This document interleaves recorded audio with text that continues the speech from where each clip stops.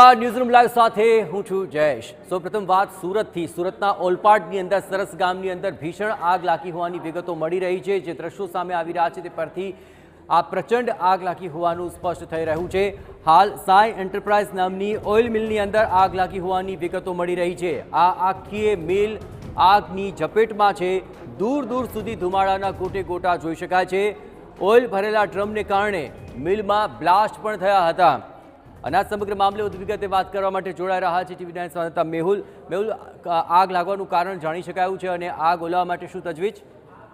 જે બિલકુલ જે જ્યારથી ઉનાળાની શરૂઆત થઈ છે ત્યારથી સુરત જિલ્લામાં એકાએક આગના બનાવો વધી રહ્યા છે, જેને લઈને લોકો ચિંતામાં મુકાયા છે। ત્યારે આજરોજ બપોરે પણ એક આગની ઘટના સામે આવી છે। ઓલપાડ તાલુકાના સરસ ગામે જે સાઈ એન્ટરપ્રાઇઝ નામની ઓઇલ બનાવતી મિલ છે તેમાં કોઈ અગમ્ય કારણોસર આગ લાગી હતી। જોતજોતામાં આગે વિકરાળ સ્વરૂપ ધારણ કરી દીધું હતું। હાલ 3 જેટલા ફાયર ટીમો સ્થળ પર છે અને સતત પાણીનો મારો ચલાવી આગ પર કાબુ લેવાના પ્રયાસો હાથ ધરવામાં આવ્યા છે। પરંતુ જે કંપનીમાં ઓઇલ ભરેલા ડ્રમો છે તેને લઈને એક પછી એક બ્લાસ્ટ થઈ રહ્યા છે, જેને લઈને હાજર લોકોમાં અફરાતફરી મચી ગઈ છે।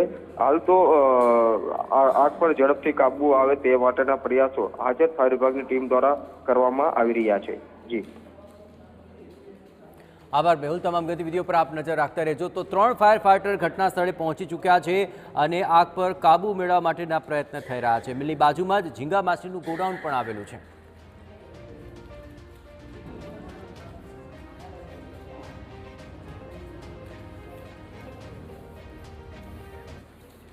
હવે જુઓ